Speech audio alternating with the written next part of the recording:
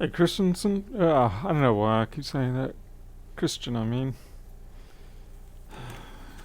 Bad habit to say Christensen. Okay, how's our audio sync? Guess we'll find out. Hopefully this new version of Open Broadcaster has indeed fixed things. And it's not just the fluke of the night. Alright, Pernov. Jeez, Pernov, you're never going to get your PhD done if you keep dropping around here.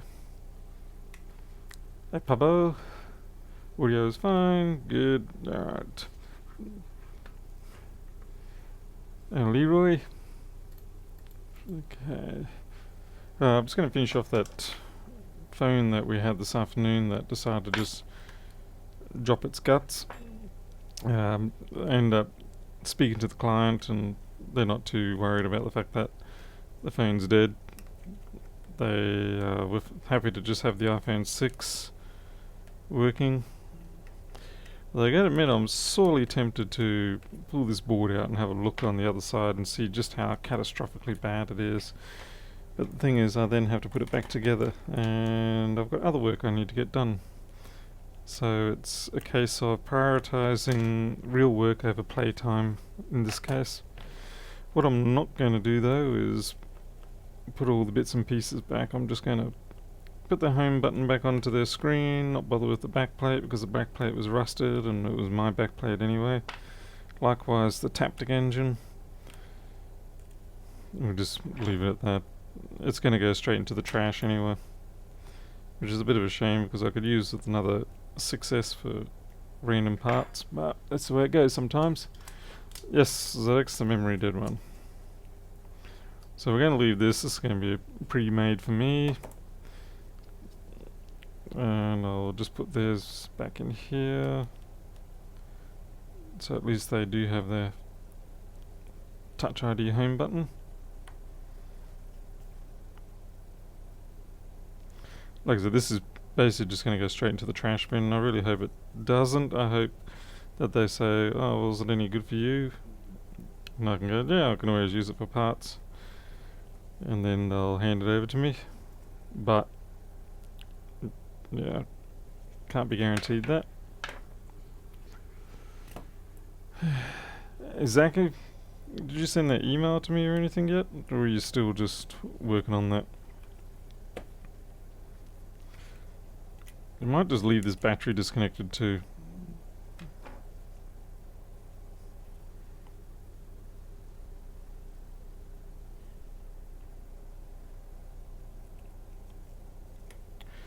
And once this is put back together, I'll get on with the MacBook. Starting to lose my voice a little bit there. Hey Ed. Oh well, you'll have to jump ahead. Nothing too exciting happened in the previous stream. It was just a bunch of iPhone repair screen jobs. And this one here, which was the very salty phone. Turns out it actually went for a swim in the Nerang River. For the people who live down in Southport, Gold Coast, they'll know that one. So yeah, that's what happened to it. Went for a swim. Ah man, I'm gonna have to bugger. I'm gonna have to put the battery in. Oh well.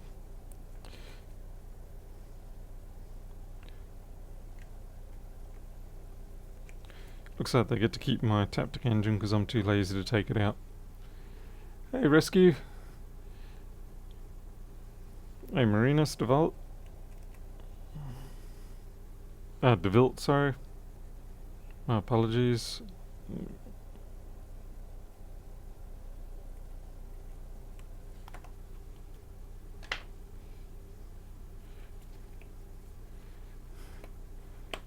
Yeah, ZX, that's probably not a bad idea.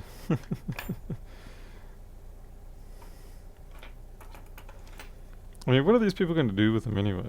Put them in their drawer until 6 years later when they move house. They finally decide that, yeah, maybe I'll go get it fixed now. And by then, pretty much no one will be handling them. Okay. They can go to the trash. That's well and truly salted.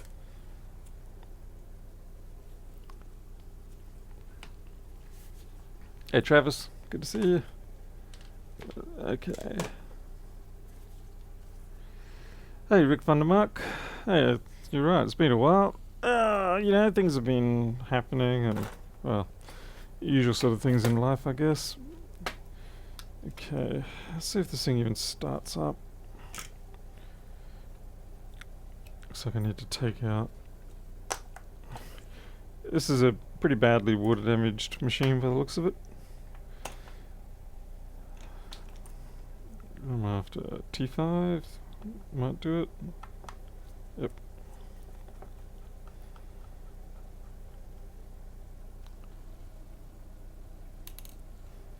I'm just going to take out one of the USB flexes.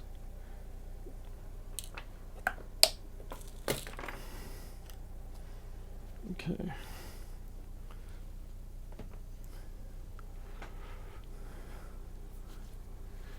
Hey, Biot.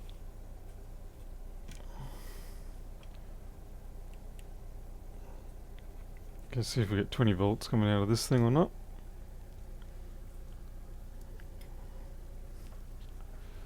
Hopefully no kabangs. Ugh. Damn it. Easier to pre-plug it in, then put it on the board, then plug in the USB. Booting. 5. Let's go straight to 20 volts. Okay, that one's fine. Nothing wrong with this. Which of course is a lie, there's got to be something wrong with it. If you look at the liquid damage on the cover, you can appreciate why I'm expecting something. I mean, look at all that. That's pretty good liquid coverage right there. Let's have another look over this board. Maybe all this wants is just an ultrasonic. Yeah. The connectors are good. That's not a big problem there. Maybe just some flux and boil and ultrasonic, and it will be good to go home. What in the heck? Look at that. That's been sodomized.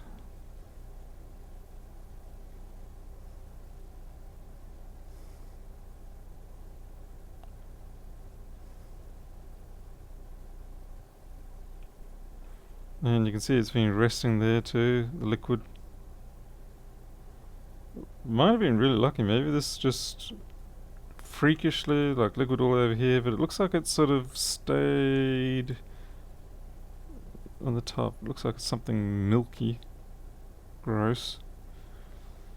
Milkshakes seem to be a very popular thing to throw over MacBooks.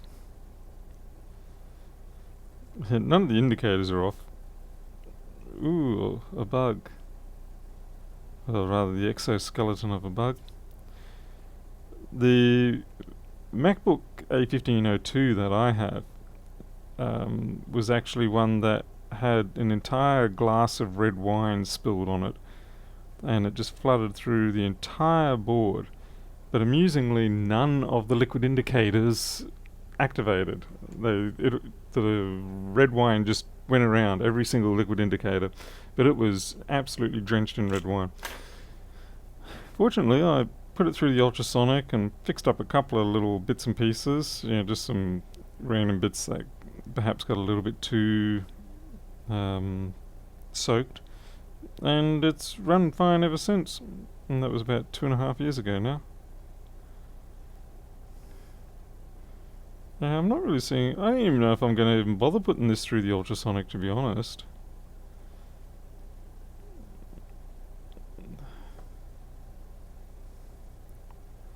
A 923. I think just some earbuds with water alcohol mix, clean up some of those. Yeah, I don't think there's anything wrong here. If there is, it's going to be on the chassis, which I guess is even worse. Hey, James in Canada. Hey, Ernest McCullum. No Magic Smoke. How's the battery pack feeling? Yeah, that's what I'm worried about. Is it's going to be something on the chassis that's up to trouble. And that's trouble, because yeah, at least you can do things with the main board, like clean up this sort of stuff. This is my water alcohol mix, just to pick up this sort of residue. Like I said, I've said it before and I'll say it again, you can, with a lot of these substances that get spilled on these MacBooks, pure isopropylene alcohol or methyl or whatever will not pick up the material, because it's simply not soluble in alcohol. But if you put in about 20% or so of distilled water, then it does become, that distilled water does the dissolving of these materials, and then you can wash it out with alcohol. But really, this is amazingly pristine considering the amount of junk that was on that backplate. I really don't see much else to do. I feel kind of cheated. In fact, I'm sure you all feel cheated. So, complain to Facebook. Facebook? No. Complain to YouTube. There could be damage all along the flexes though. I'll have to watch out for that.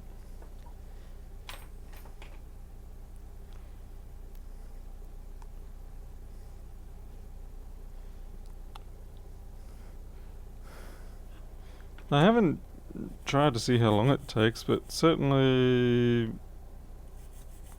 it's starting to turn already anyway, that one.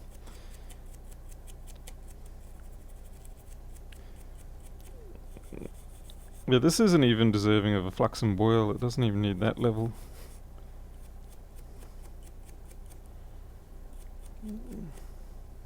Oh, that's good.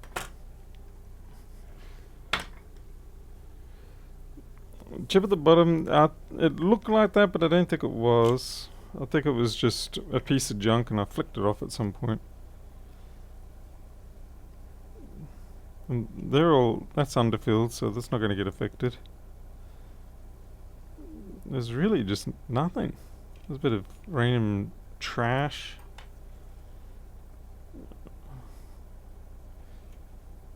I think what happened with this one is the person lifted the lid, saw all the liquid had been all over the bottom plate and probably could see the junk on the top, and decided, nope, stuff it, we're not going to mess with it, we'll just send it to Paul. But it could be just a bounce back, a little bit of cleaning up, and bounce it back. I mean, I greatly appreciate that they didn't try and turn it on, because you can bet your boots, if they had, it would have been the wrong thing to do.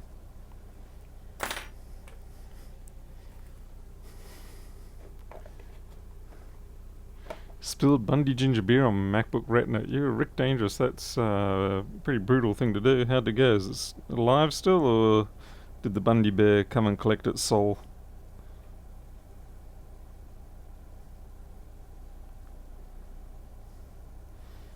Part of the reason I don't want to put this through the ultrasonic is it means I've got to take the whole CPU heat shield off and all that trash. It's just not worth it.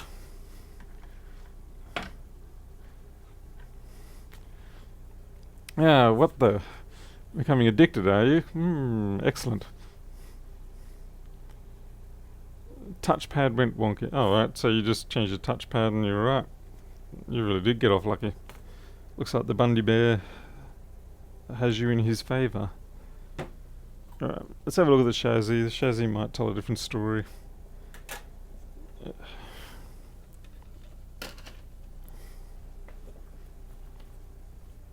Hey Martin, I'm using Ubuntu, I think 1904 or 1910 at the moment. I'm really not too pedantic about what I use, as long as it works for me. Yeah, alright, okay, it's a different story on the chassis. There's definitely plenty of junk there. The connector's fine, that's fine there. This is the touch bar stuff. Oh, that's fine.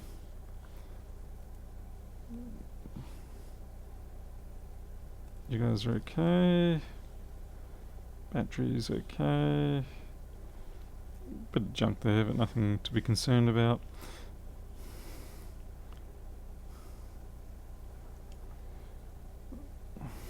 This really is looking like one of those situations where you've been caught in the middle of a firefight, a bomb blast, and a chemical explosion, and somehow you walk away from it completely unscathed. That's all fine.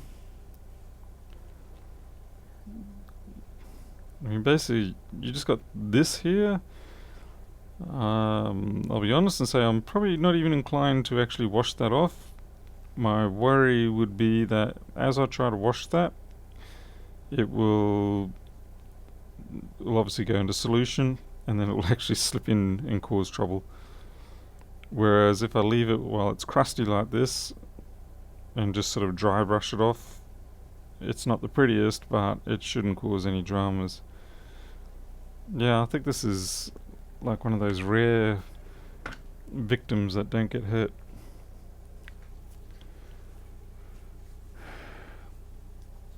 The issue with it is that, as far as I recall anyway, the liquid damage looks so severe that the person handling it said, nope, we're not even going to try and fire that up without it being checked over. And like I said, I very much respect them for doing that. And I will reward their, I'll reward their due caution by basically, well, they're not going to get a huge fee for this at all. The biggest problem with this is just getting all the flippin' flexes back in.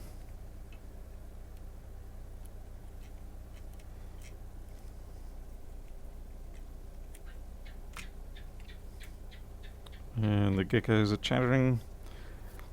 Ah, oh, forgot to put the USB one back in. God damn it.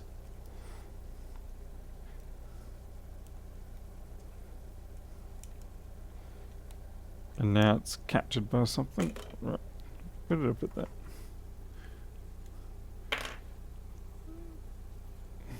Well, the fans seem clear. There's no dregs at all or anything on it. So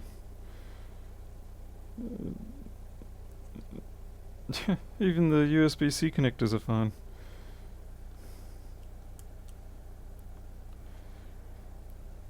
Reminds me of that guy out of Saving Private Ryan after they've gotten onto the beach and they're trying to get through the barbed wire fence section, and one of the poor guys, his helmet gets blown clean off, and he just sort of picks it up and he's looking at it. He's like, "Oh, look, yeah, nothing happened." Then he gets his head blown off.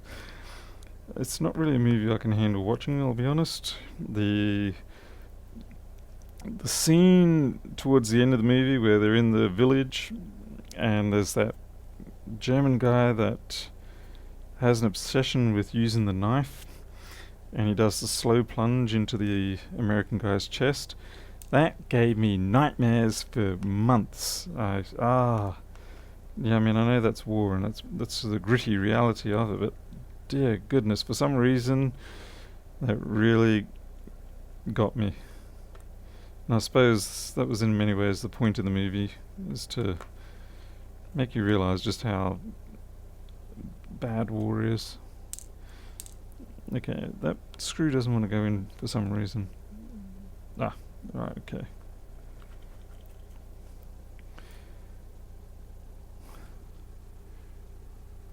Hacksaw Ridge movie, great movie but hard to watch. Has that got Tom Hanks in it, has it? I can't remember. Some movies, I don't mind, but some of them would just go, alright, I got your point about 5 scenes ago and I need to go and throw up.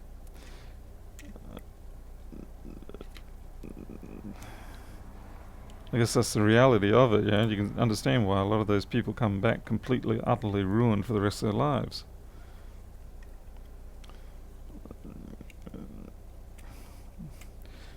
Anyway, that's probably getting a bit heavy for a repair channel.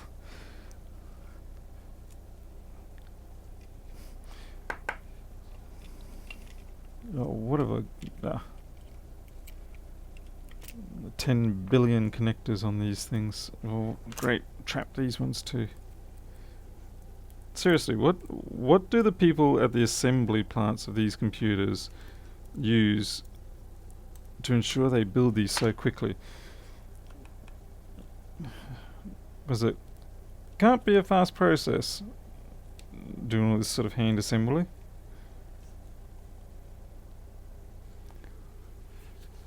Hey, Johan. Hey, Leonard O'Brien. Hey, Master Mech. Oh, Vergon's here. Let's see. And Stockholm's, Defpom.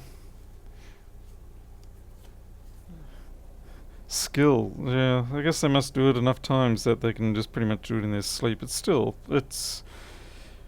and then you get annoying things like this. I have trapped the grounding plate for the Wi-Fi under the board. It means it's all got to come back up again. Blimey heck. Blimey Harry.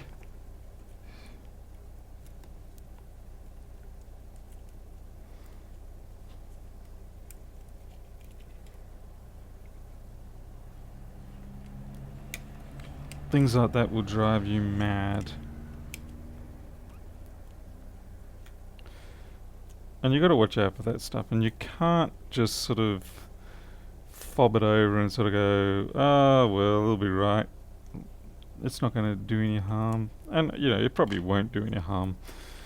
But the trouble is, you send that out, and a little piece of your soul forever says to you, you sent that out not quite right.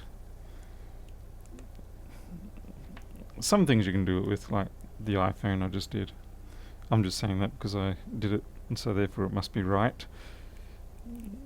Oh, God damn. I mean, damn.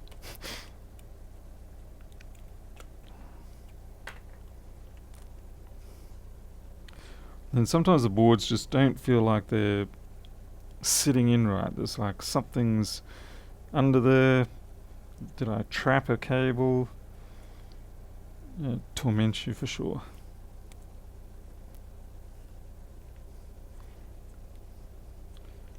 I suppose what I really should be doing is powering it up and seeing if I get any activity here. Battery connector. Battery connector's done. Is that what you were going on about, Vogon? Tom George, most of these connectors are rated for, well, usually it's about a 50 cycle rating. If you go check on the spec sheets for most of these things, they'll say 50 cycles for a lot of them. And that's typically enough. I'd say screen connectors are probably the worst ones, that you would want something with more cycles, but yeah, we don't get that sort of luck. Why isn't that going in properly? Okay, that's better. Master Mech, found you via the pesky Mr. Rossman. Did not know you streamed. Oh, thank you, Master Mech. Pesky Mr. Rossman, eh? Alright, let's see if this even boots. I haven't been keeping up with Lewis's real estate adventures. So has he found a building yet, or is he still in the throes of driving around the city? Oh man, come here. So I'll put that over there. We are shown 1 amp. We're not charging because the battery's not connected, so 1 amp's good. It's about...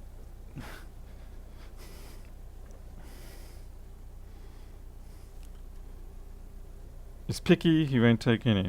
Alright. Sometimes these can take a little while to fire up after a long sleep.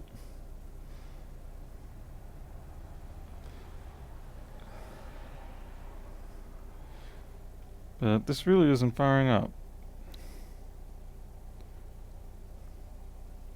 Half amp, still no fire up. I admit, I'm not actually sure what to think about that.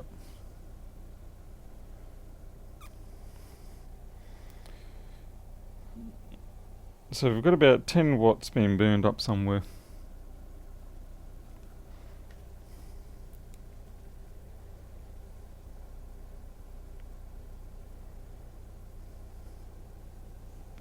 Sort of feels CPU-ish.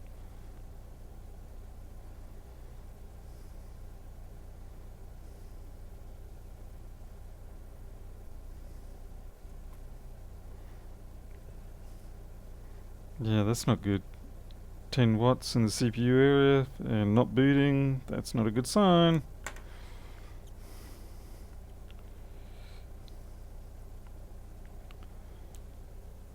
That's a very bad sign.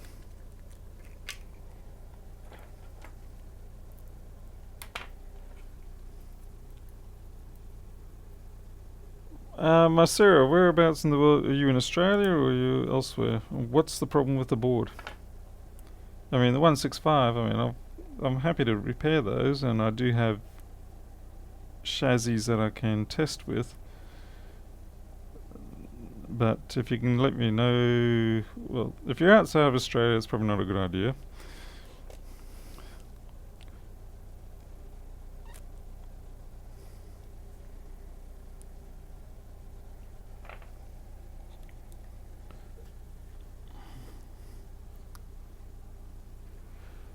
Yeah, I'll have to check CPU V-core after this one. I'm just going to see if it starts charging the battery, but then the battery could be at 100% anyway. It's not doing much more than 1 amp.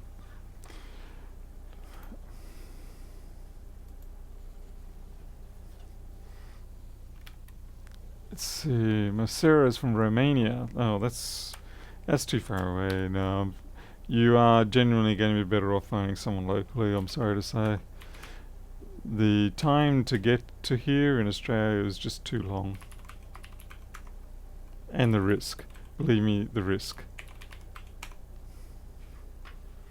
The number of packages that have been sent and never arrive is just astounding.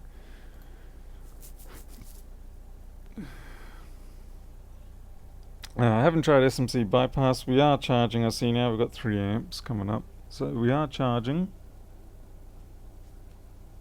Oh, I know what's going on.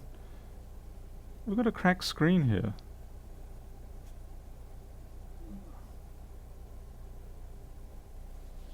Just noticed that.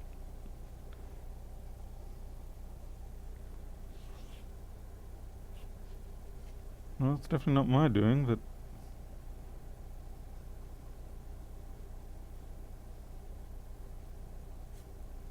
So it's energized, it's displaying the screen. I'm kind of curious to see whether it fires up. I've never seen that crack before. I'll have to go back and look at the video.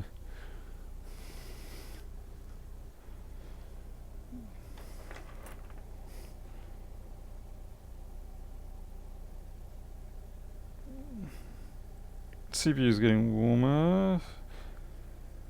I'll plug in my USB adapter. Yeah, that's kind of a concern because I haven't seen that crack before. I don't even know what to think of that.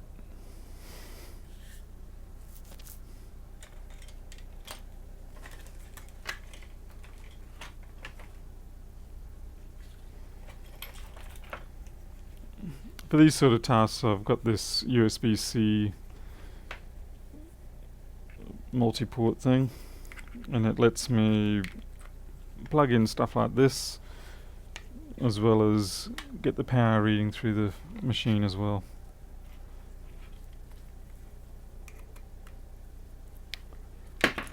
Well, that's how cracks can happen.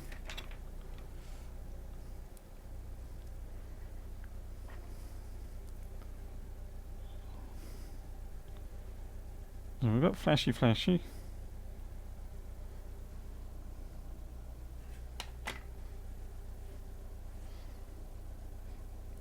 Still, with a crack like that, I would have expected it to give me something on the backlight, nonetheless. Yeah, some sort of... Yeah, no wonder I couldn't see it. Now that I've turned it off, you can't see it.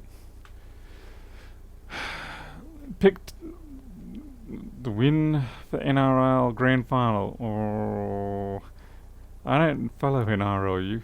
Thank you for the 20 New Zealand. Thank you.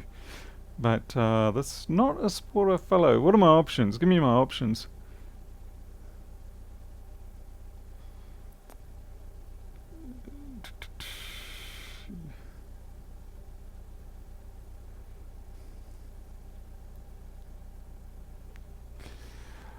Yeah, my Sarah, I think the biggest problem here is just simply the distance.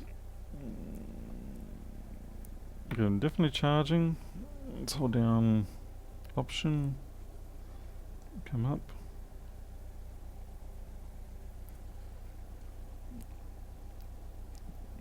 I wonder if I can plug this into an external screen. Yeah, it looks like live, but I think the screen is jacked. I think that's fundamentally what is actually wrong with this. It's just a jacked screen. Let's see. Okay, who are my options? AFL or Rugby World Cup 2019? Tough call, you know. I mean, AFL's pretty sort of classic Australian, Southern Australian type stuff. Whereas, of course, your Rugby World Cup is classic global sports warfare. Yeah, tough call, actually. Okay, I'm just plugging in. I can't see what I'm displaying at the moment, so this is going to be interesting. No video output.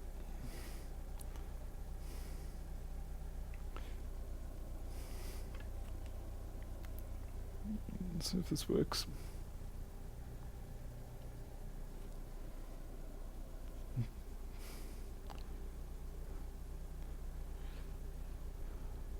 Hey, Indiana.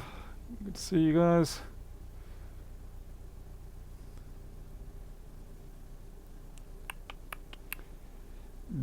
Dead GPU, but well, no, not this one. Yeah. Alright, well, I think this is actually running, but yeah, the display is cactus. So what I'm going to do is I'll disconnect the battery again. I'll disconnect the display, and I'll see if it dumps out to there.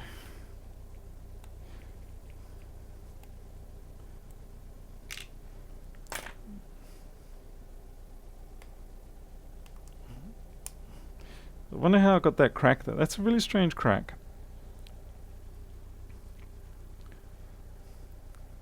I mean, a really strange crack. Okay, let's see if this comes up. I need to get myself one of those little 10-inch screens, full high definition, you know,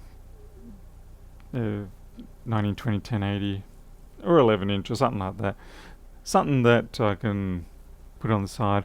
I don't know if it's no backlight, because I do have a little bit of there is a glow there, and well, not right now. Yeah, it's a dud screen. I now have up on the screen a battery symbol, so that's what. Well, that's weird. It shouldn't be showing battery symbol. It should be booting, shouldn't it? Or does this one need the battery to run? This is where Lewis and other professional board repairers are very good, in that they know all the subtleties of each machine, as in, this machine requires a battery to run, it will give you the bad battery symbol or something if you try to start it without it, or this one requires a genuine MagSafe 2, else it's never going to boot. All those sort of things, yeah, that's where Pilnov and Co are really good, and it's where I'm completely and utterly stupid. Okay, let's try this again.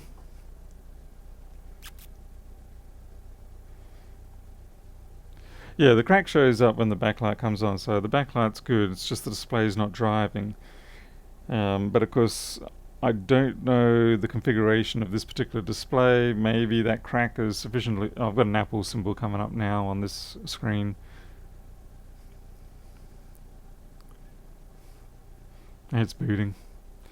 So this person's kind of half lucky, half not so lucky, because the replacement screen on one of these is probably going to cost a hell of a lot more than what my repair cost was going to be on this. Never heard that before I start switching. We'll just call it FUBAR. Yep, Good old foobar is good. I don't know where I got cactus from, but it's something that I know I've used as a kid. You say, oh yeah, that's cactus, mate. I mean, dead. Useless. First point is seen in the right corner shows a crack just after you remove the tissue paper. Yeah, I think that's probably because that was the first time that it actually powered up enough. That crack there is definitely not something that, well, I'm almost 99% sure that's not something I've done.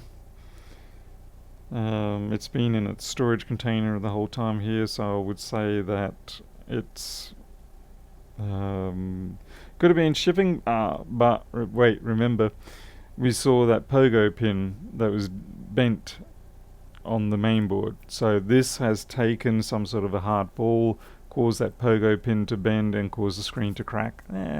Put it together there.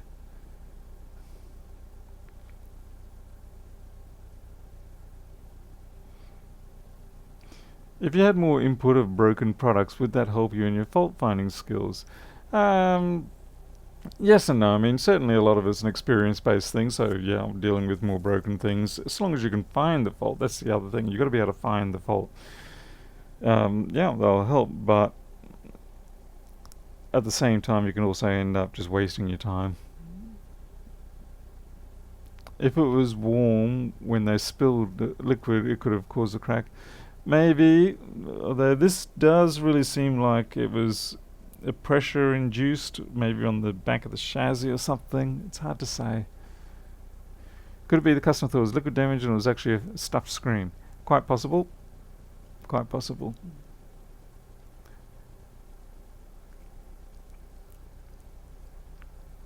But yeah, crack screen on this, that's, what is that, $1,000? I don't know. I'm waiting for it to boot still. It's just taking quite a long time, so it's not a healthy machine.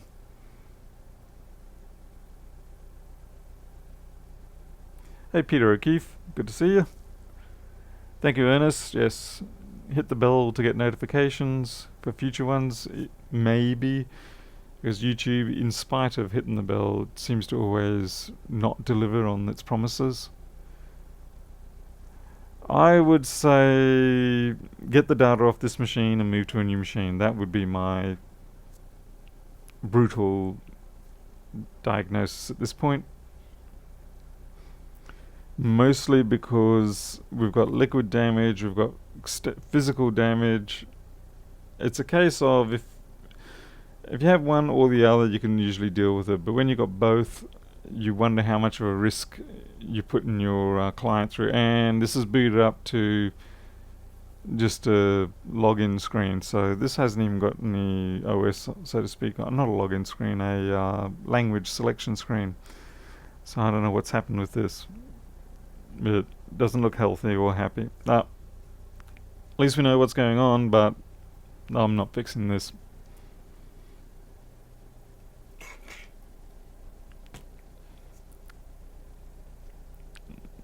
A lot of people sort of say, well, you know, you could fix it. Why don't you fix it? And it comes down to business, really. At some point you have to sort of go, well, while I might be able to technically do something with this, thank you, Soldering On, in terms of time, risk, expense, all that sort of stuff, it's a completely impractical thing to do. You'll end up you just end up making a mess in terms of other finances, time, or your reputation. Better off to just simply go, no, I'm not dealing with this one because of these risk factors. And I think in the end you're probably doing your customer a service too. I said, I've got no problem fixing MacBooks with liquid damages or whatever, but when you get these sort of scenarios, it just sets off the alarm bells in my head, and I'm just like, I don't want to know about this one.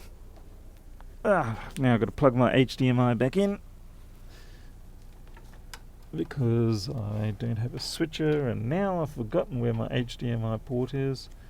Fantastic. So I'm lurking around in the deep, dark depths of my computer. There we go. I can see all blood rushing to the head.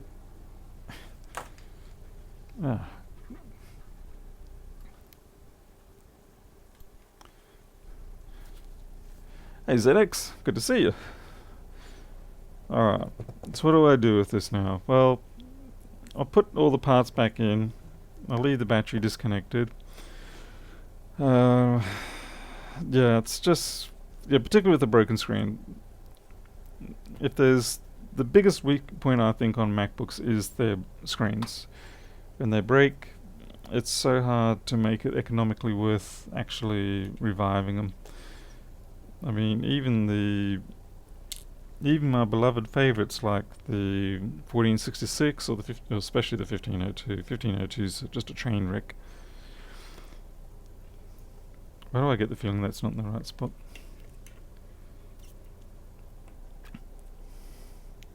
And I suspect that's why a lot of people hang on to their...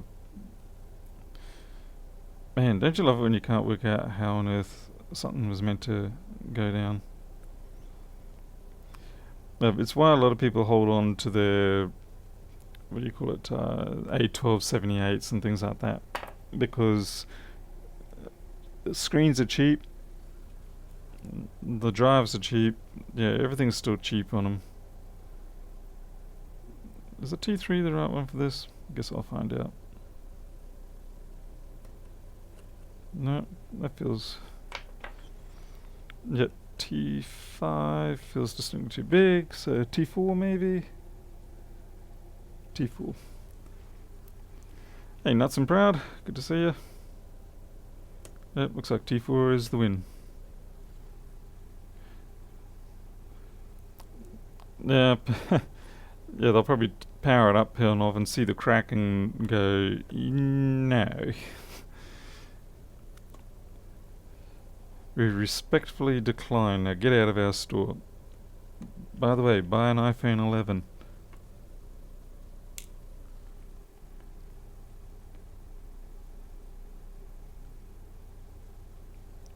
Yeah, Vogon, it's pretty hard to get legit parts. I mean, you can get a number of things through the places like Union Repair. They actually do a reasonable job of stocking stuff that's useful.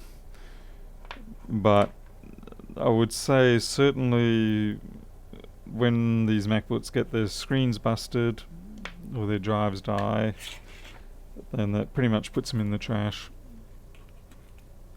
To be fair, Transcend is putting out replacement replacement drives for the 12 plus 16 type SSDs that the 1466 and the 1502s have. So there's going to be a bit of a longevity improvement there. But there's not much we can do about the screens.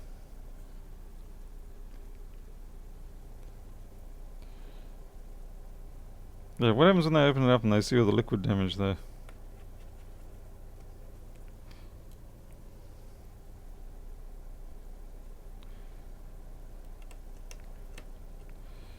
Given how disappointing this one's turned out to be, it makes me want to open up that iPhone 6s and have a look and see why it's heating up. The salty one. Otherwise, I'm going to feel cheated. I don't care about you guys. I need to be able to sleep at night. Then again, I should be working on my software, because Boardview does need to get the next release out, because a lot of people are chomping at the bit over that. What model is this? Sorry, I missed that. Right, this is a... Oh, Farnell probably already said it. Guy's a freaking genius. 1706, I think. Yeah, pretty sure it's 1706.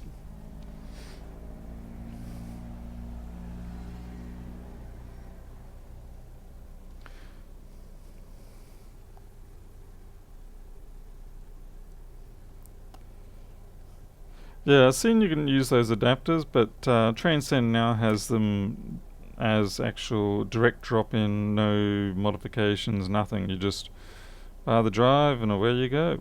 I did a 480 gig one the other day.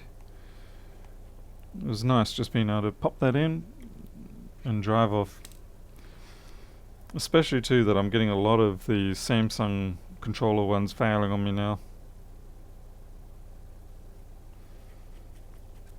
It's interesting that they fail in a way that's not too dissimilar to the way that hard drives with bad sectors sort of start to happen. You get your slow spots developing, and you get non-response or delayed. Yeah, it's not really the way I would have thought that they would degenerate in the controller. I would have thought it'd be different.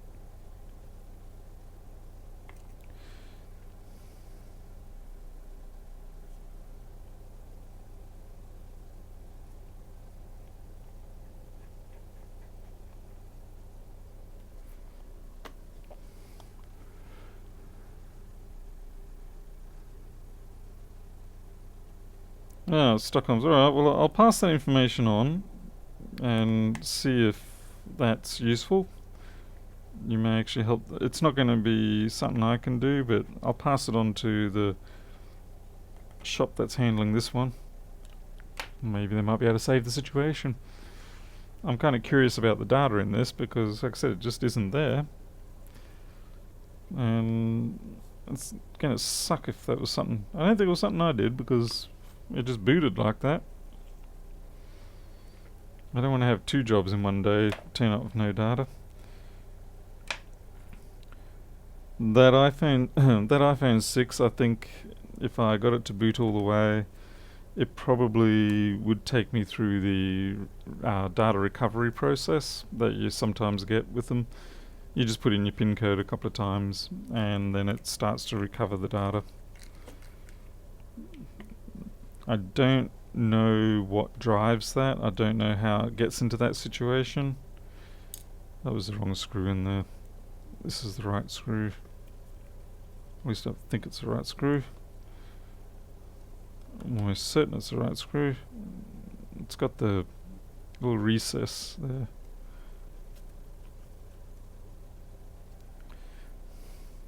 And then you go, well, where's this screw go? Okay, Virgon, thanks for dropping in. Appreciate it.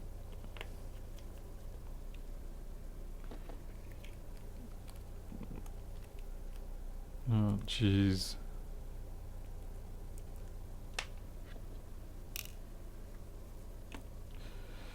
Talking about why I hate putting together machines that I've taken more than a week to get around to.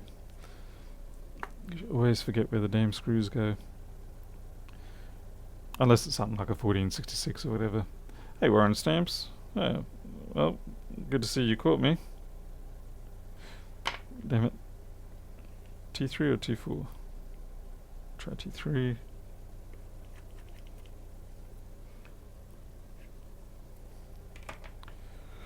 This unfortunately has turned out to just be a case of a cracked screen, and therefore we are not dealing with it.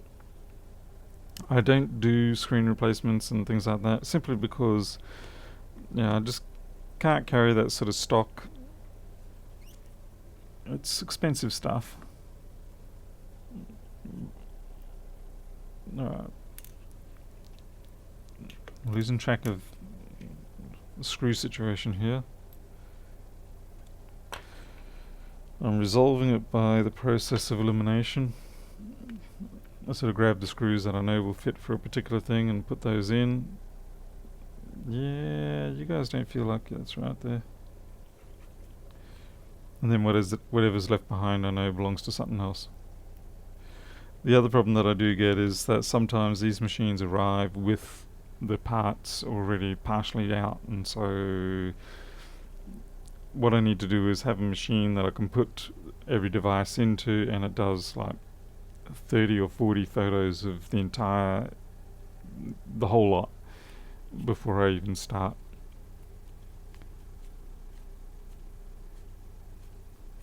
Hey, ITM2. Yeah, PC repair of cats. The cats would definitely have to be behind the screen.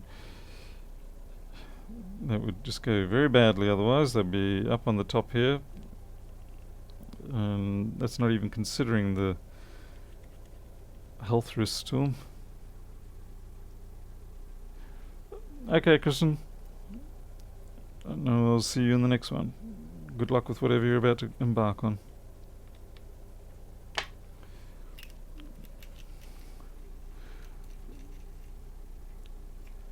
You would basically just replace the whole module, the whole screen outright. I wouldn't ever contemplate doing a LCD or internals replacement. That'd just be ludicrous.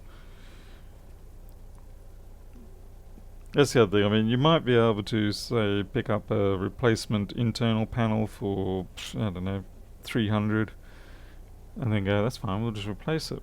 But then by the time you've messed around and dealing with the inevitable dust and whatever else that comes up, you basically wasted any sort of profit that you thought you were going to get. Now, different if you do it on a daily basis and you have someone that can do it for you, like in your shop. But for my situation here, it'd be a case of either it's a full module and I just replace it at the hinges, or I don't do anything.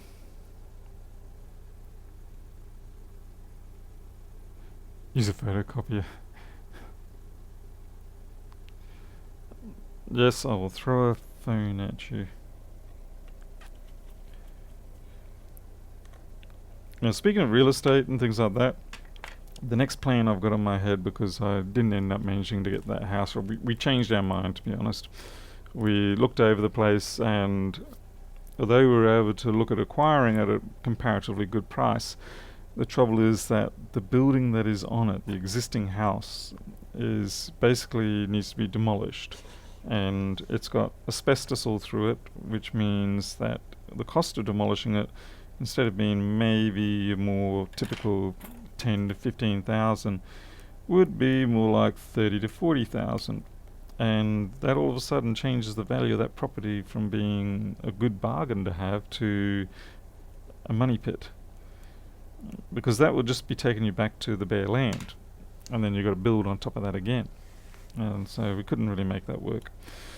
So what we're going to look at doing now is consider, there's a pair of 6x3 meter sheds on the half we're on, and I'm thinking they're in a bit of a state, so I'm thinking of getting rid of them and replacing them with a single 12x4 shed. So I'd have to rip up the slab still of the 6x3s, but then put down a 12x4 and then have that split in half.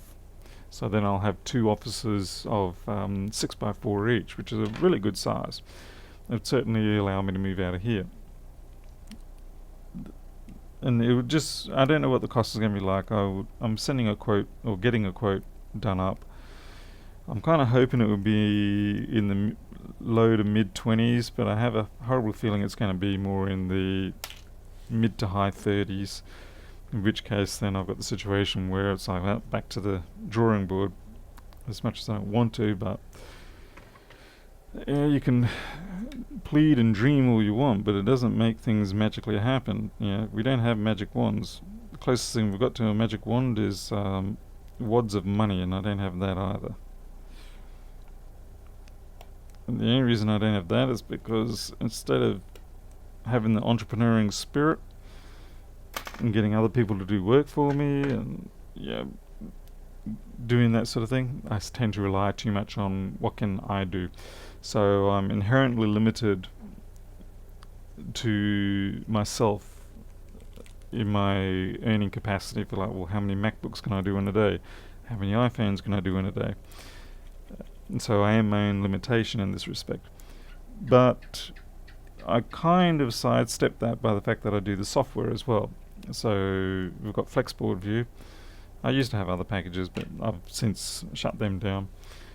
And so they're my kind of alternate income, that, and hopefully between the two I can actually make a living, though I'm not doing a good job at it yet.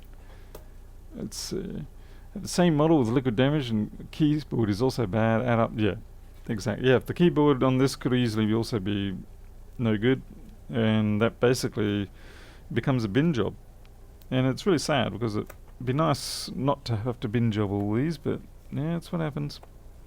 What is that on that? Looks like flux.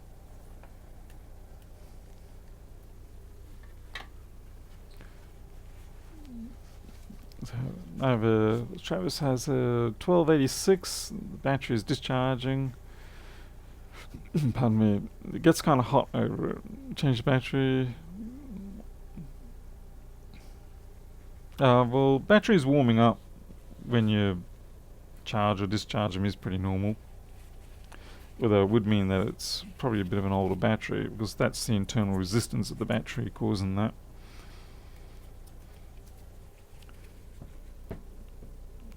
But I mean, does anything else? I mean, being a 1286, it's somewhat predisposed already to GPU failure, isn't it?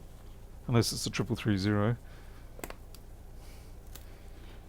Yeah, this isn't sitting right either. Shazzy, come on. What has happened to you? I'm trying to sightline it. Something's happened to you.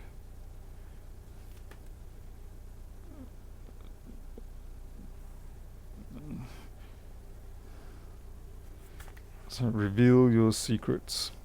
It's not doing that.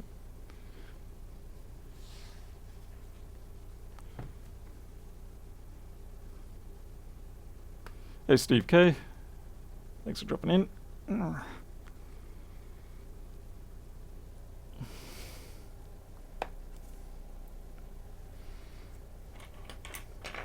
Yeah, I don't know why this is not sitting right.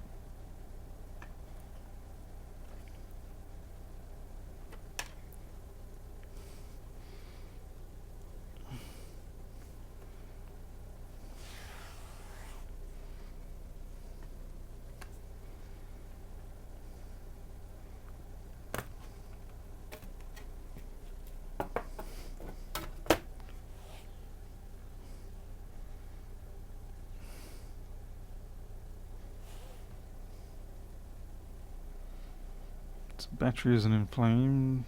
It can't be the circuit board. The circuit board isn't protruding up or anything.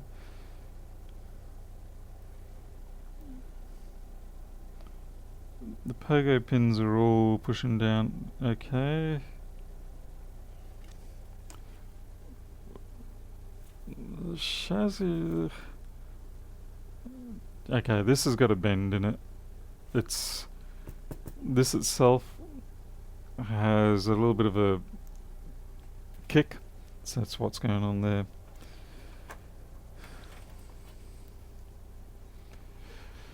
Okay, creative visuals, 1466, it boots all the way through to the line at the end, but not into the GUI. Tried other solid states, it won't boot from an external. Replaced a couple of chips, cooked on the other side by CPU. The solid state on those is down just below the Wi-Fi module. You'll see there's a square chip under there, and that's usually where the SSD lines are, the control lines.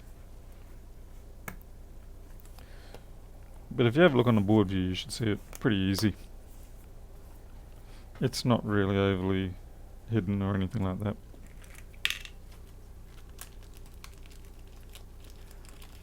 The pogo pins are, in this case, they're probably just like general grounding pins, nothing too special. Alright.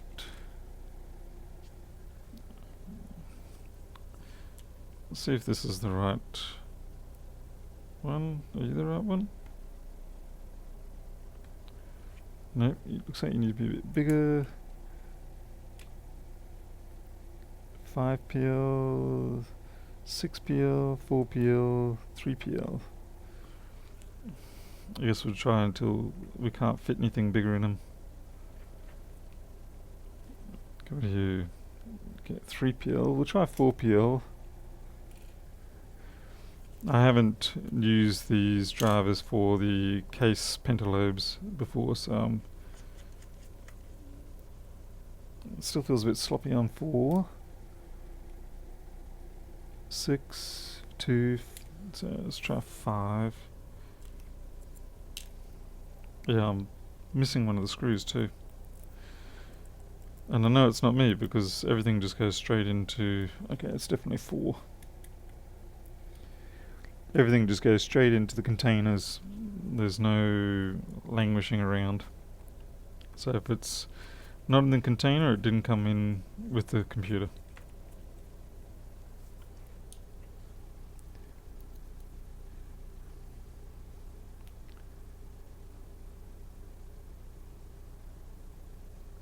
$2011 won't be to give. That's GPU. 1286, I presume.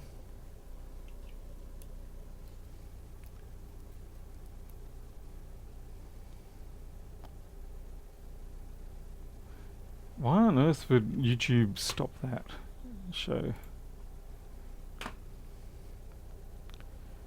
YouTube does some funny choices at times. Alright. Well, that probably should have gone out quite some time ago. Unfortunately, it sort of drifted around in the workshop here. Like I said, it's been sitting in its container the whole time, but yeah. And I'm looking at the top case and there's no impact marks or anything. So, no. That's a funny one. Let's see.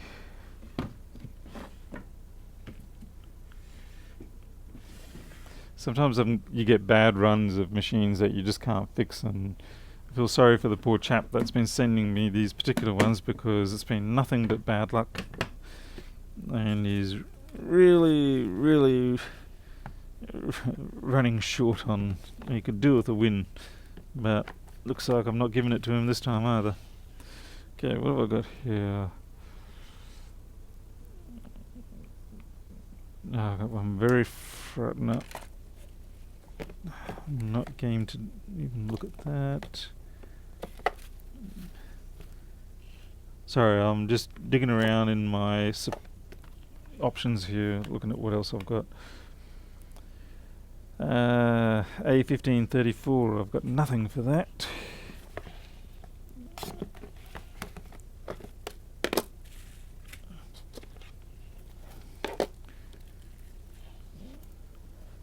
Let's see what happens to it anyway.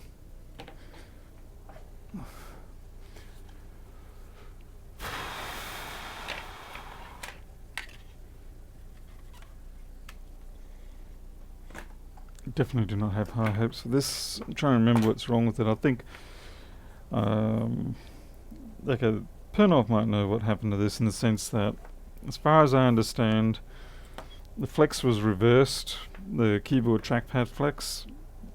Originally there was a fault on this board, and then during the testing the flex got reversed and it blew the living daylights out of a few things, and I subsequently replaced them, but I could see that was damaged. But I don't recall doing that, but it still refuses to come up to life. I think it could be dead CPU on this one. I'm pretty sure it hits 20 volts, but it just doesn't do anything. What is under there? Oh man, this is a prior repair.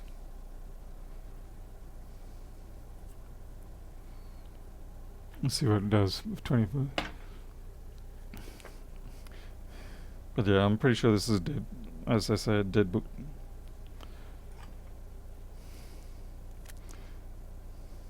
Well, I got 20 volts, but it's only 130 milliamp, and that's not good. I should be getting around about 500, 400, 500 at the very least. But yeah, 140.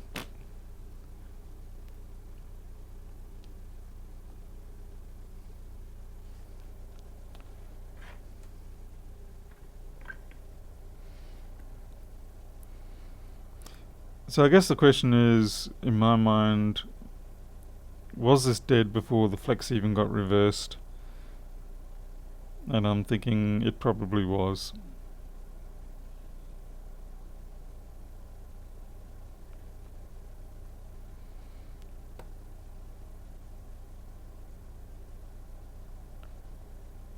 Yeah. What a pain. It would be nice if you could find faster ways of diagnosing these faults. Ooh, it's got a CD3215C chip. This is a pain. I need one of those chips for another job, but I can't exactly take it from this one. Let's see. There's a lot of parts here that would actually make nice donors, but can't steal it from one person's machine to take to another. Yeah, we're still at 130, and there's pretty much no heat coming from the CPU. Hey Cam, good to see you. I can give it a whirl, Panov. Let's see. I'm pretty sure, yeah, I've been probing around here, so I'll have another look.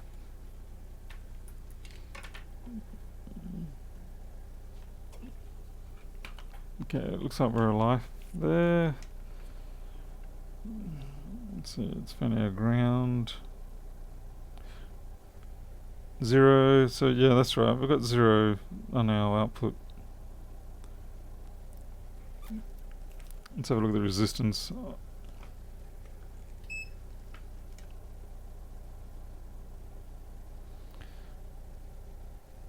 Seven.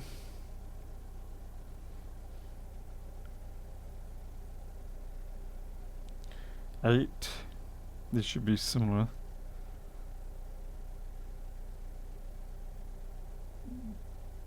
9. 9. So 7, 8, 9, 9.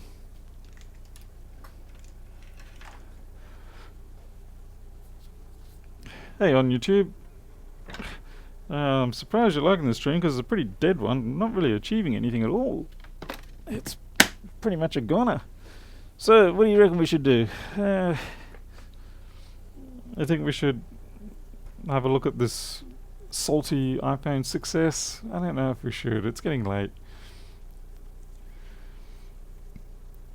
It's 10 watt CPU, so that's okay. Those resistances are okay for a 10 watt CPU. I would have thought 10 watt CPU should actually have a higher resistance, given that it needs less power.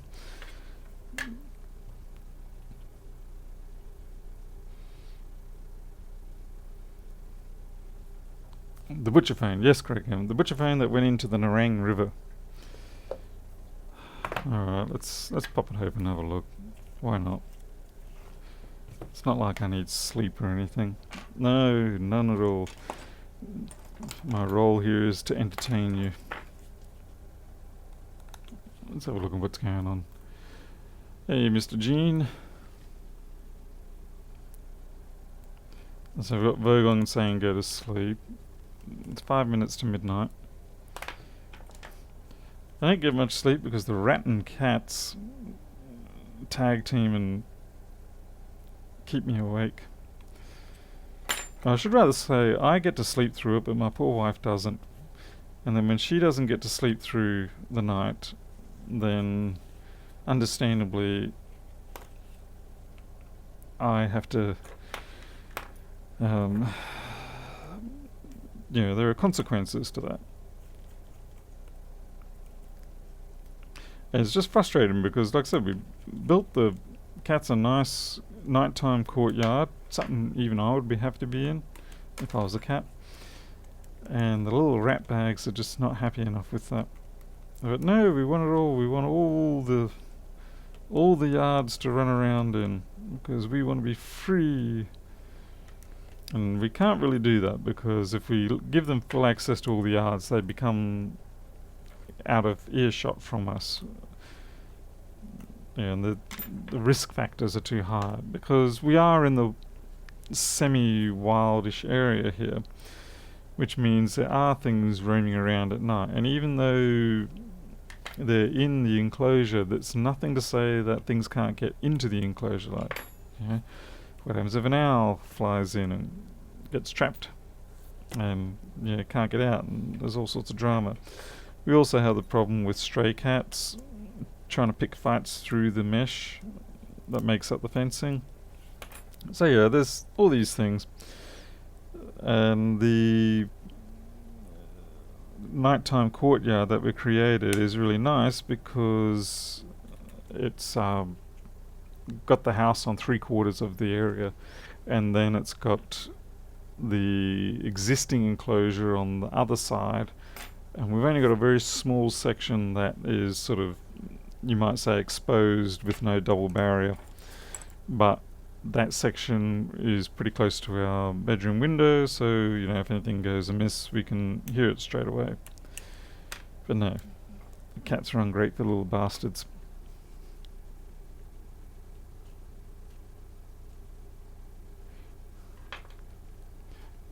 Rescue, you gotta go deal with customers. That's no fun.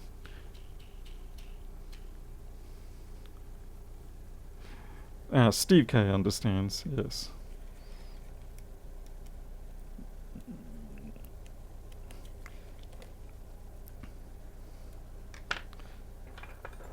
And I do not begrudge any of that. It's just a case of, you know, that's the reality of things.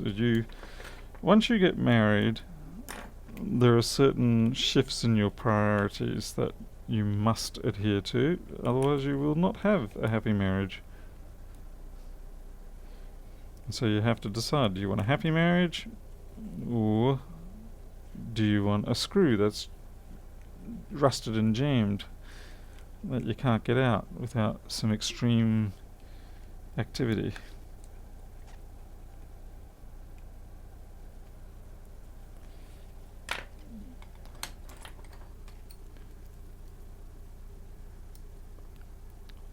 Peter, this one went for a swim in a salty river. Unfortunately, we didn't find out until after we knew there was something amiss, but I thought it was actually human sweat that had just ingressed through it.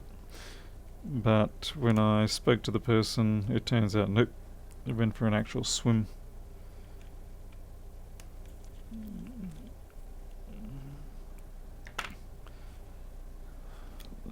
We've got to deal with that. Rusted in screw. Oh, brilliant. Brilliant. Yeah, brilliant. We can try a Torx head on it. Sometimes that works. We can try a larger Phillips on it. That rarely works. We could try Dremel it. That always works. This has copped some damage. That's not from me. That's someone trying to drive it in a hurry. Okay, larger Phillips with extra force did the trick.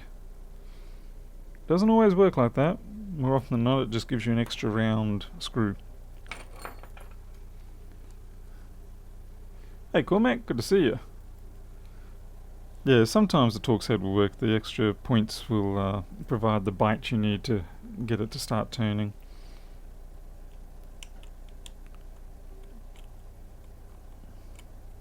I still have one machine that I have not yet engineered a solution. Oh, I can't get that out yet. To resolving it. It's a MacBook Mini, and for those of you who've worked on MacBook Minis, you'll know there is that one bolt that goes through the circuit board down onto the sort of like plastic encapsulated grub screw, not grub screw, captive nut. And what's happened is, in this particular one, that captive nut has broken free of the plastic, so it's free spinning. And so I can't get it to lock so that I can actually get the screw out. No, the bolt rather. And so I can't get the circuit board out, which means I can't get access to the captive nut. It's a bit of a tricky one. I'm thinking of filling it with either hot glue or some other substance that can restrain the bolt. Then before I do that, put a sleeve down over the bolt through the hole. It'll probably have to be like a 1/4 millimeter wall thickness sleeve, and then trying to hot glue it down to get it to stay steady, and then put the drill press down through it and actually drill out that bolt and hope that the sleeve stays true and I don't bore through the side of the sleeve. Well, amazingly the bottom looks perfectly good. Hey Henry, I'm going good. stick a screwdriver in and tap it shut. Wait, Defcon, were you talking about the one that I've already done now?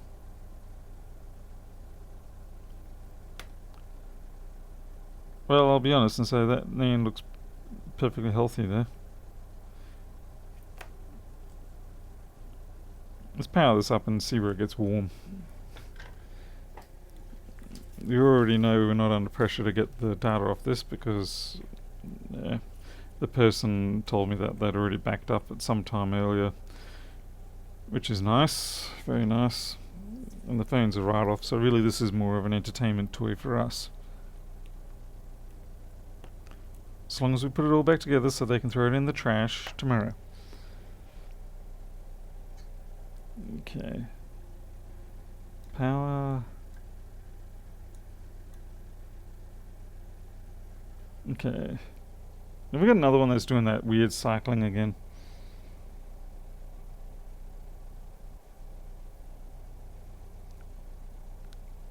So we got another failed PMIC.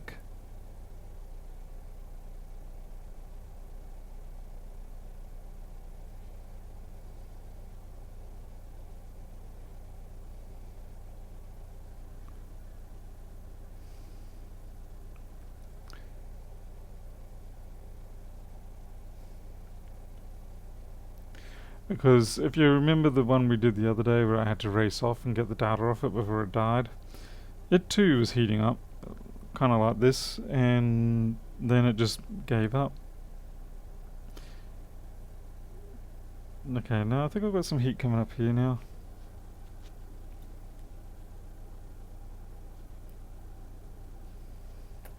It's hard to tell through these gloves. Don't be on the frickin' baseband side.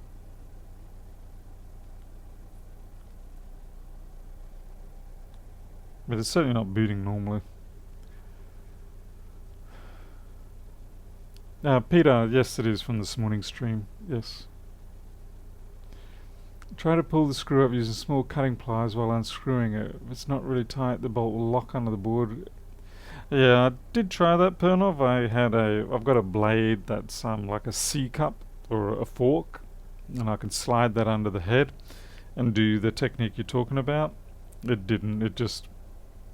It felt like it would start to lock down at the bottom and come good, but then it would just let go and I'd be back to free spinning again.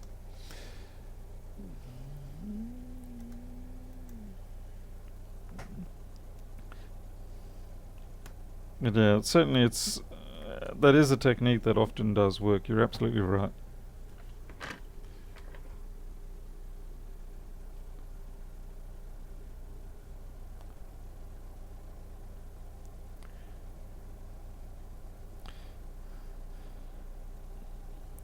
Interesting way of spelling ferrule. We spell it F-E-R-R-U-L, ferrule.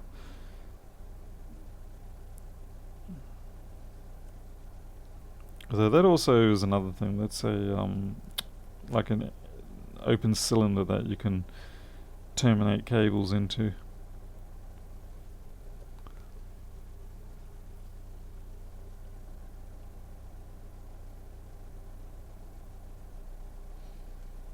Yeah, use them to stop the leads from fraying out.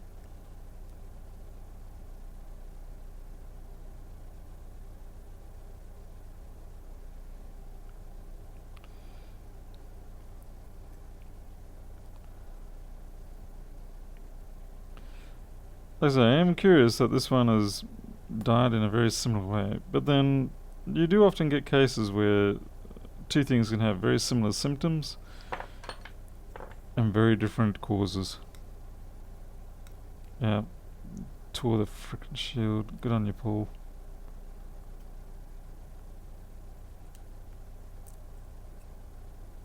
Wow, I really did tear that bad.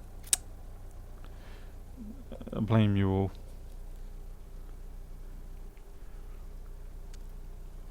Oh no, look, I'm not criticising. There's no doubt it'll be a regional thing. Kind of like how the Americans say solder rather than solder. You know, offensive things like that. Given the amount of salt that was in this phone, I'm amazed that this seems perfectly okay. I mean, you got a little bit over here.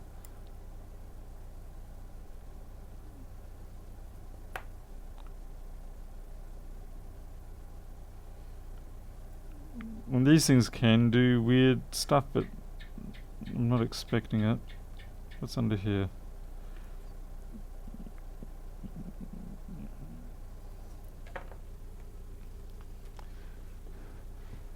Yeah, I do not believe in the spelling of solder. I don't even know how it ever came to take on that particular spelling. I mean, I'm sure there's a history to it, and I'm sure there's a legitimate case for it, but no, it's got me.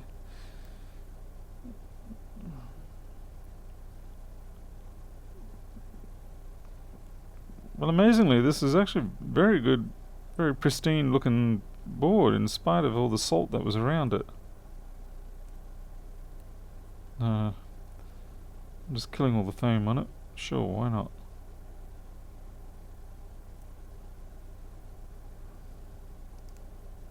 No.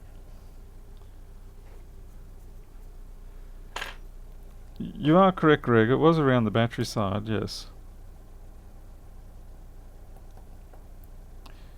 But I guess I was sort of thinking it's entirely possible for it to have crept over, given that it only needs to be one part.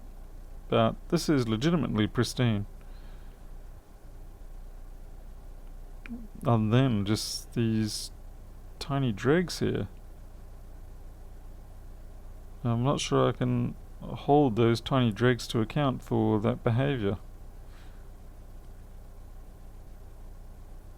As it was getting hot, pretty much around here, and then it just came up with the whole reset thing.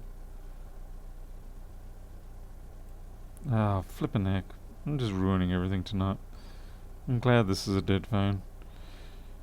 Ladies and gentlemen, please use this video as an example of why I don't do iPhone boards as a general rule. Too clean, yes, I agree. Let's look down the edges. Yeah, sometimes you get a little bit something down there. But when they're this clean, it's almost always going to be a horrendous rabbit hole.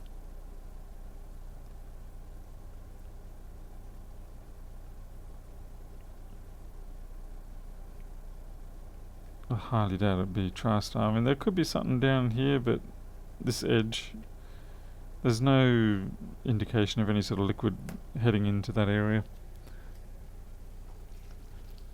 Hey, Cam. Okay, this is 666. Where's my 6S again? You can probably tell in my voice I'm starting to really weaken off right now.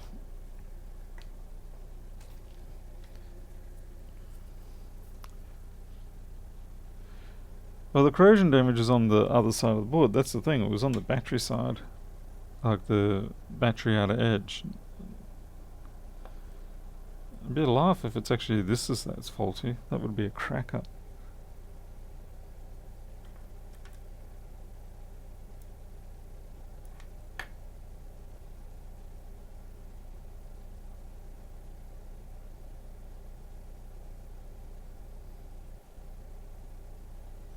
It just keeps cycling. It'll get up to 109, 120, and then it just cycles straight back down.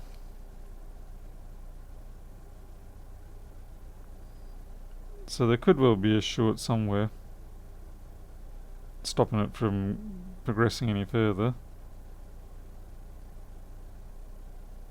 I'm just going to let it run for a bit and see if we can get some sort of heat build up.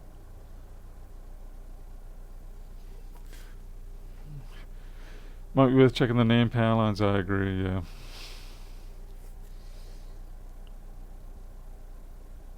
Yeah, I'm fairly sure I can feel the NAND heating up. So I guess we'll just pull up flex board view with the iPhone 6s. Just like we did the other day.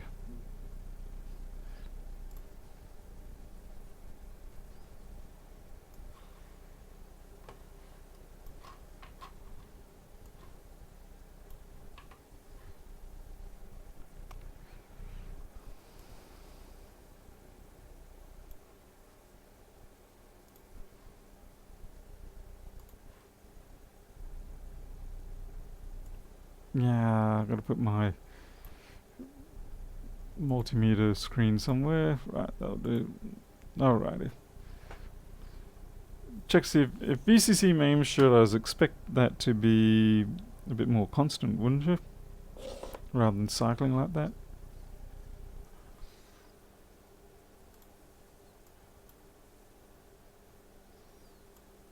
Let's see, board's the wrong way around.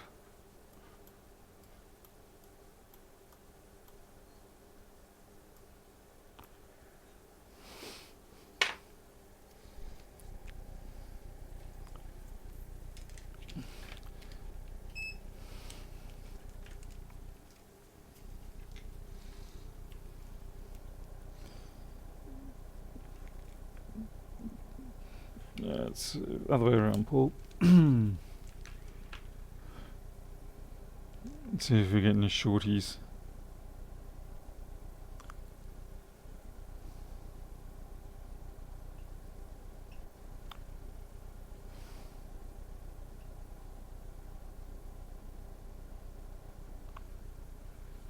Nothing particularly jumping out there.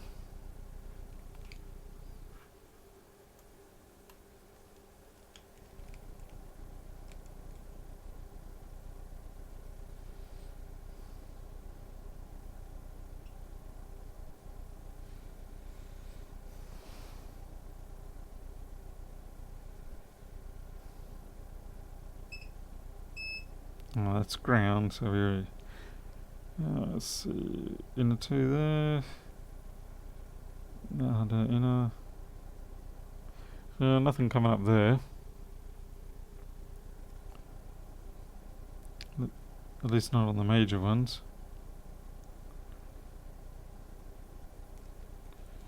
Doesn't that cap look so completely different from the other four?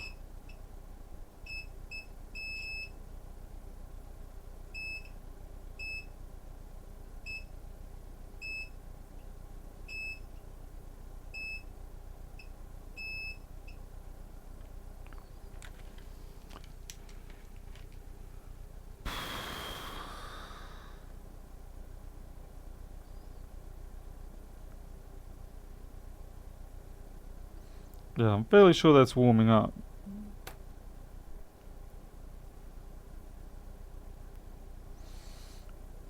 I guess the question is, what would cause the NAND to warm up? I'm not at all an expert on that, so feel free to throw your 10 cents of advice in. Let's check that this connector actually is okay. Oh, that's some horrible soldering there. Hideous. Oh well, still should work. Hey, Santanji. I hope I pronounced that reasonably okay.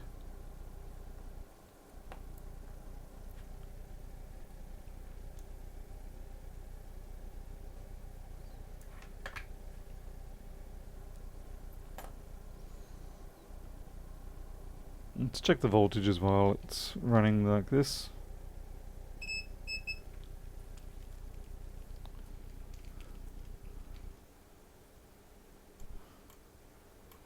So we can see we've got. I realize the NAND can be used as a ground point. Okay, we've got a bit of cycling going there. Have we? Yeah, okay, so 3VO NAND is cycling. What about 1V8? 1V8 cycling. I'm not surprised though, they're all going to be cycling. Hey, Housemoth. Yeah, so all the lines are cycling. I'm still not feeling any heat yet. Oop, wait.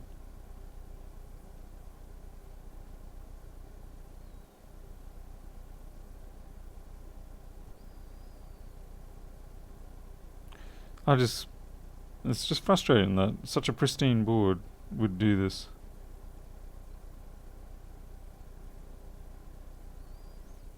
I feel like something's there. Yeah, it's a bit concerning when you get a failing board and it basically has no reason to visually, there's no big obvious fault.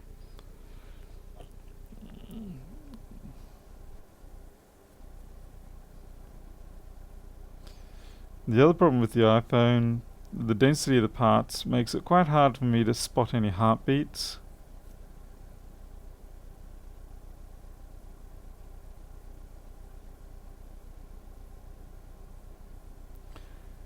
On things like the Macbooks, you can brush over the alcohol and you can often see areas that are pulsing.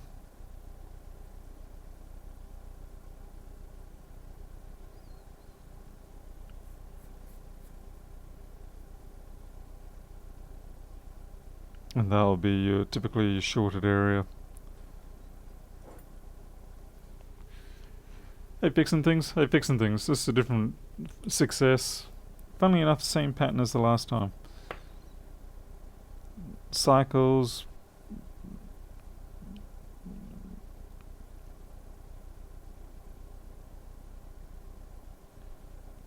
No real dramatic current draw. NAND was getting fractionally warm.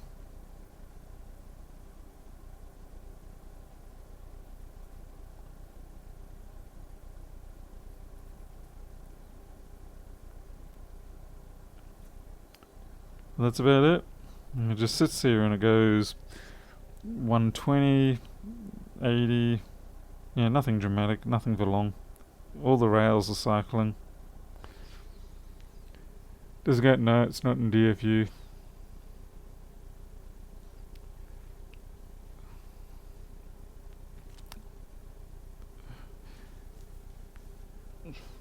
There was image, it did boot, and then all of a sudden it just dropped dead. It went into a cycle, and then came back saying, hello, like, basically, I've lost all my brains, I'm now back to reset.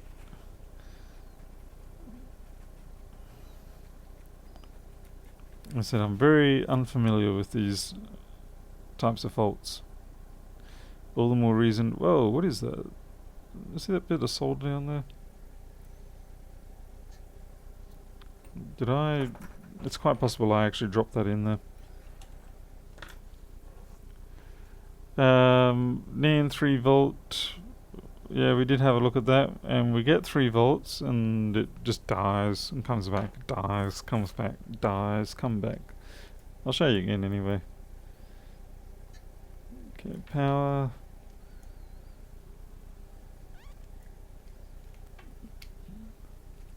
Uh, 3VO NAND or something else? Yeah, NAND 3VO, yep. So here we go, NAND 3VO. Man, I've got to learn to not push so hard. So it gets up to 3, then gets shut down. Gets up to 3 and shuts down. Interesting, it's not showing up on my display. No. Did I lose contact then?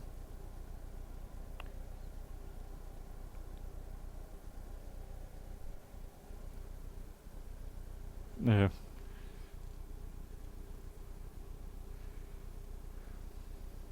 Stick it in DFU and see what percentage you get. Oh, okay. Yeah, I gotta find out which rail is staying constant, but I think I'm getting a little late in the night for this. This is where a nice high sensitivity as opposed to high resolution, that helps. Nice high sensitivity infrared helps, because then you can actually see where the pulsing is occurring visually. Anyway, as it is, like I said, this person is now like said, well, that's okay. We didn't really weren't worried about the phone. We've already got the data. This is more just for trying to satisfy my own brains. So yeah, I've got a warm spot around about. It's not a big warm spot, but it's around about there.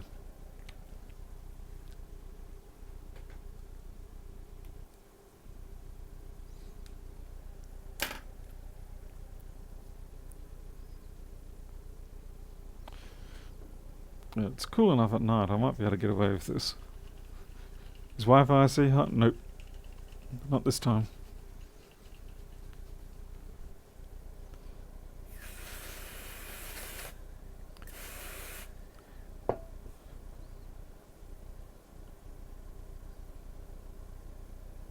Damn, weather is just so hot here.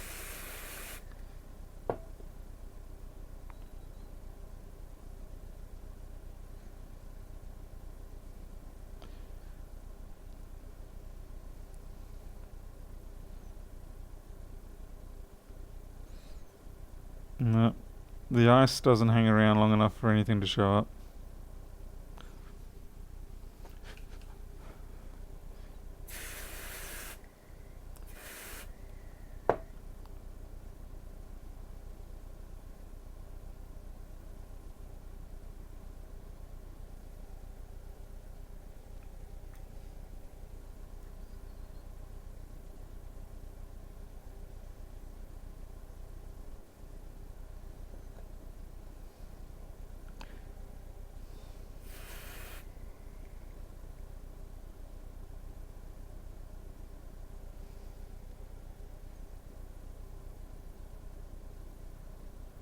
No, I'm not going to find it like this anyway. No. No. Too late. You don't like the hot...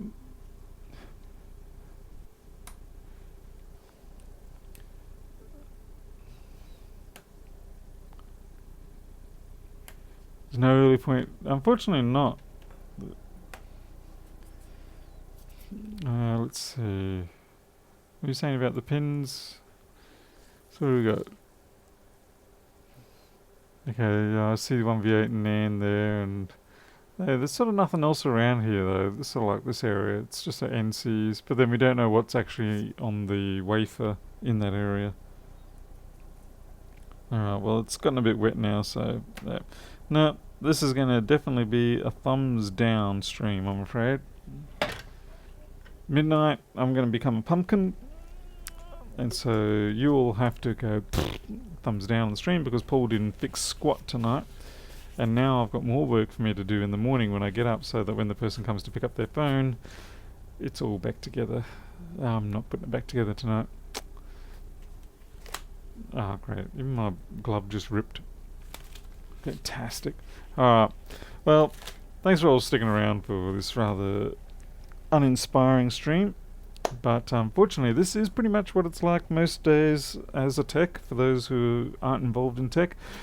It's not all fame and glory and fast cars and lots of money. No, it's definitely not. It's predominantly staying up late at night, staring at things that you think you should be able to fix and realizing that you've got no flipping clue whatsoever how to fix it, and then going and asking someone else if they know how to fix it, while they try and dodge your question and pretend that they didn't see it come up on Facebook until they hope that you eventually work it out yourself. That's how it works as a tech. So, alright. Hey Dave, sorry I'm leaving now, but I'm going to go off to sleep and get some food too before I go to sleep. Appreciate you dropping in, and I'll see you maybe tomorrow. Maybe I'll have some fresh meat to kill tomorrow, and maybe it'll be interesting then. Catch you later.